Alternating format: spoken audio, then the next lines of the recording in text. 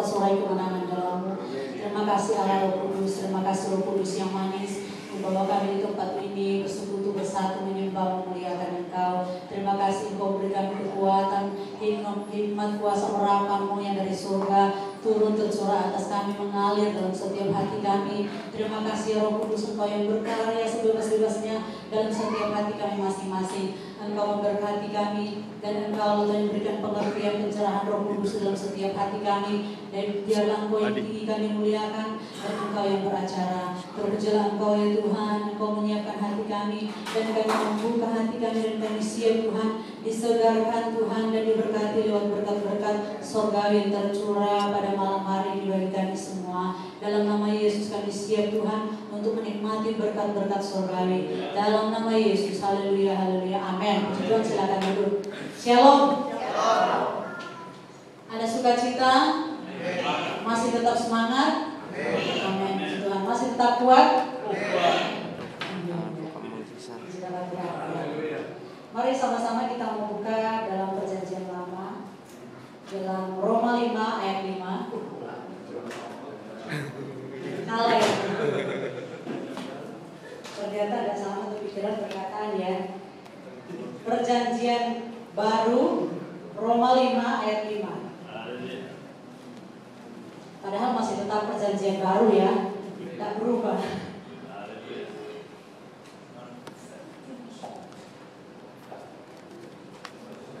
Yang sudah mendapatkannya, saya undang kami berdiri. Roma 5 ayat 5, kita sama-sama membacanya. Roma 5 ayat 5, 2, 3. Dan pengharapan tidak mengecewakan, karena kasih Allah telah dicurahkan di dalam hati kita oleh Roh Kudus yang dikaruniakan kita. Silakan duduk. Yang berbahagialah kita yang merenungkan, melakukan pelihara firman Tuhan setiap hari. Puji nama Tuhan ya. Ini adalah doa puasa yang sudah ke-9 ya. Tapi mungkin ada juga yang ke-8 ya. Yang mungkin tidak memulainya dari hari Jumat, tetapi memulainya dari hari Sabtu ya. Berarti berakhir di hari Minggu ya. Ya semoga tetap satu paket ya bisa selesai, karena ini adalah momen yang paling indah ya. Bahkan sejujurnya saya tunggu-tunggu ya. Saya merasa kalau berpuasa bersama-sama itu ada nikmatnya tersendiri, tapi kalau saya merasa hanya sendiri itu beda lagi ya. Kalau bersama-sama rasanya kok tambah semangat ya. Ini adalah momen yang ditunggu-tunggu ya. Kalau kita renungkan kembali pada saat Maria ya, Maria yang mengurapi kaki Yesus ya dengan minyak wanginya ya. Kita ingat ya sejarahnya bahwa dia sebenarnya tidak layak ya, tetapi dia datang dan berlutut ya. Dia dengan beraninya dia datang berlutut di kaki Yesus dan dia meminyaki dan mengurapi kaki Yesus itu dengan minyak yang mahal yang dia punya. Karena apa sebenarnya ya? Di hati Maria itu kenapa? Dia tidak ingin melalukan momen-momen yang penting itu. Karena apa? Ya seakan-akan Maria itu tahu bahwa Yesus itu sebentar lagi naik ke surga dan dia akan melihat Yesus itu secara langsung. Ya, dia tahu ini sebentar lagi Yesus itu akan terangkat ke surga dan kapan lagi? Ya, dia katakan pada saat ini saya bisa mendekatinya ya. Jadi dia datang dia berlutut dan dengan dia tidak memikirkan siapa dirinya yang sangat berdosa, tetapi dan sekalipun dia tidak layak, tetapi dia datang ya dengan penuh keberanian, dengan penuh keyakinan, dan dia datang mengurapi Yesus. Itu hal yang luar biasa karena dia tidak ingin melalukan momen-momen itu. Nah demikian juga kita ya, ketika kita mengadakan doa puasa, apalagi untuk menantikan hari Pentakosta, ini adalah momen yang ditunggu-tunggu. Amin. Momen yang sangat indah, puji Tuhan ya. Kita akan berbicara sama-sama tentang karunia Roh ya di dalam Roma yang sudah kita baca bersama-sama. Saya membacakannya lagi. Dan pengharapan tidak mengecewakan karena kasih Allah telah dicurahkan di dalam hati kita oleh Roh Kudus yang telah dikaruniakan kepada kita. Indah sekali ya. Ayat yang sudah kita baca ini sungguh-sungguh memberikan kekuatan bahwa jelas ya. Sebenarnya kalau kita berbicara tentang Roh ini mudah sekali untuk dimengerti. Amin. Mudah sekali dimengerti. Walaupun ini doktrin yang berat, tetapi mudah sekali dimengerti. Bahwa di sini dia jelas katakan bahwa Roh Kudus itu tidak mengecewakan. Amin. Ya, hanya kadang-kadang kita yang melupakannya ya. Nah, di sini kita tidak akan berbicara roh yang jahat, tetapi kita akan berbicara roh yang benar. Amin. Nah, roh yang benar ini kita sudah beberapa hari selalu kita membicarakan tentang roh ini adalah pribadi ya. Dari kemarin-kemarin malam juga dia adalah pribadi dan dia itu adalah Yesus sendiri. Nah, tentunya roh ini juga adalah benar ya, bukan roh yang jahat. Nah, Roh Kudus ini juga dia adalah lembut ya, seperti yang kita sudah dengarkan penjelasan kemarin-kemarin yang dikatakan bahwa roh itu adalah roh yang dari Tuhan itu dia adalah roh yang mengasihi ya, lembut, dan dia juga di sini dikatakan penurut dan juga sopan ya. Itulah karakter dari kemarin-kemarin saya juga sudah mendengarkan tentang pribadi yang memiliki karakter. Nah, dia memang memiliki karakter karena dia itu adalah Yesus sendiri dalam rupa roh ya. Jadi dia tetap sempurna ya. Nah, di sini kita membaca satu ayat bahwa di sini roh ini ternyata bukanlah milik diri kita sendiri. Amin. Ya, di dalam 1 Korintus kita akan lebih cepat ya, siapa yang lebih cepat untuk membacanya. 1 Korintus 6 ayat 19 ya. Bahwa ternyata roh ini bukan milik diri kita sendiri ya.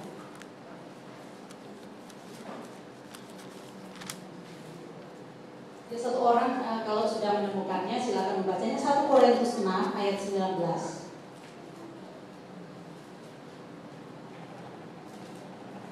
1 Korintus 6 ayat 19. Atau tidak tahukah kamu bahwa tubuhmu adalah baik Roh Kudus yang diam di dalam kamu, Roh Kudus yang kamu peroleh dari Allah, dan bahwa kamu bukan milik kamu sendiri. Amin. Puji Tuhan, terima kasih. Nah, ini adalah suatu bukti bahwa ternyata roh ini bukan milik diri kita sendiri ya. Bukan milik diri kita sendiri. Nah, ternyata di sini bahwa ini adalah roh Tuhan dan ini adalah milik Tuhan. Amin. Yang dia berikan kepada kita. Nah, di sini kita akan bicara tentang karunia lebih lagi, bahwa ternyata karunia ini adalah kekuatan yang diberikan kepada kita yang tidak layak, tetapi kita menerimanya. Amin. Nah, jadi ini adalah karunia. Karunia ini adalah anugerah. Ya, sebenarnya kita tidak layak, tetapi Tuhan memberikannya dan kita menerimanya. Ya, ini. Ya, jadi sebenarnya ini adalah hal yang luar biasa bahwa roh ini dari surga. Ya, roh ini adalah roh Tuhan yang ada di hati kita, yang diberikan dalam hati kita. Nah, tentunya tidak semua orang yang dapat menerimanya, hanya orang yang mau dan orang yang sudah percaya ya. Hanya orang yang mau dan percaya. Kalau kita lihat lagi sejarahnya Bileam, budanya Bileam ya. Pada waktu beliau mau berbuat dosa, dia mau pergi berbuat dosa. Tetapi tiba-tiba kudanya berbicara, ya dia kudanya tidak mau maju, ya dia pukul kudanya, dia pukul. Terus tiba-tiba kudanya berbicara. Kenapa engkau sekian lama aku mengikuti engkau ya? Aku setia kepadamu sekian tahun, tetapi sekian lama, tetapi kenapa engkau memukulku seperti itu? Dan aku tidak pernah berbuat seperti itu kepadamu. Itu sungguh-sungguh luar biasa. Jadi, apakah kita mau katakan kuda ini memiliki roh Kudus?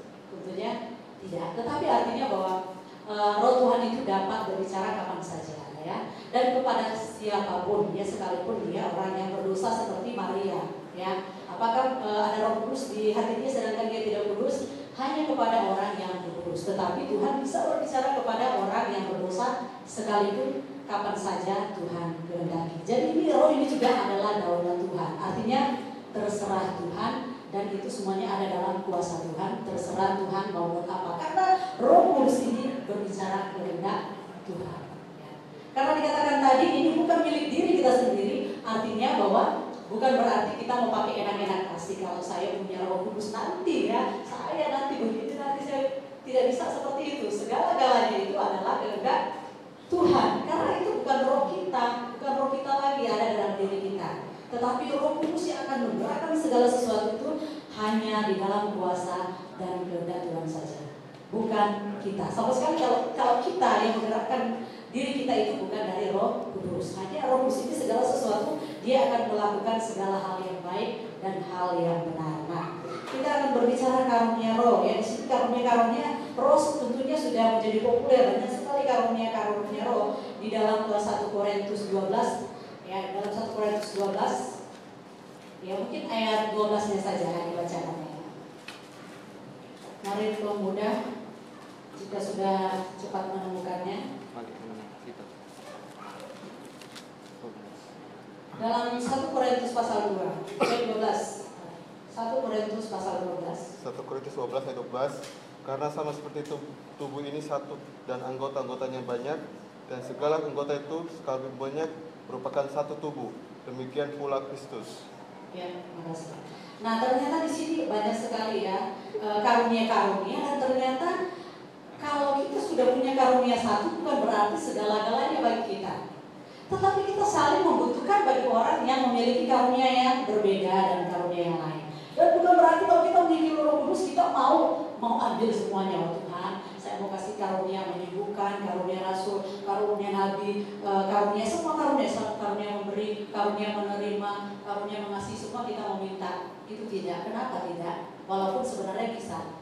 Karena Tuhan memberi karunia kita sesuai dengan yang kita butuhkan pada situasi kondisi tertentu. Di sini kita membutuhkan karunia apa ya, misalkan ya. Kalau di luar sana kita membutuhkan karunia apa?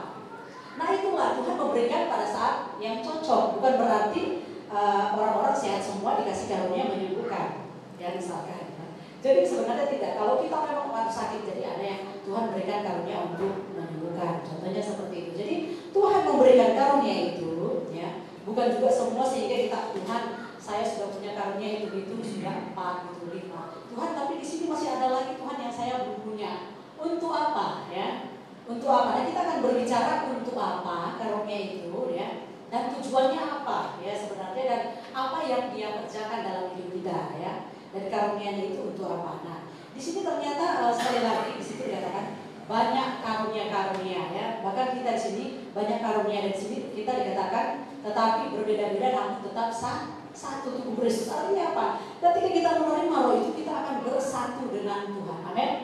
Kita bersatu dengan Rohnya Tuhan, jadi tidak bercampur baur. Jadi otomatis hanya Rohnya Tuhan ya, bukannya Rohnya kita, tidak ya, tetapi Roh Tuhan. Dan itu yang akan Tuhan kerjakan dan kendalikan melalui Roh Kudus ya. Jadi artinya lebih mudah. Kalau tidak ada Roh Kudus artinya Tuhan, nah mungkin ya kalau saya melawan, mungkin apakah Tuhan langsung jawab secara langsung? Tidak.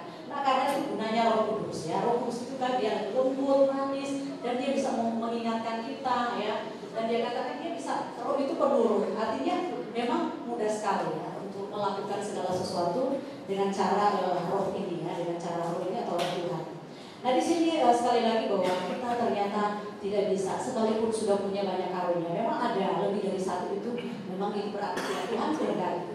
Berapapun karunia itu Tuhan kehendaki. Bahkan Tuhan katakan mintalah. Bahkan di dalam Tuhan katakan kejarlah itu ya, kejarlah itu.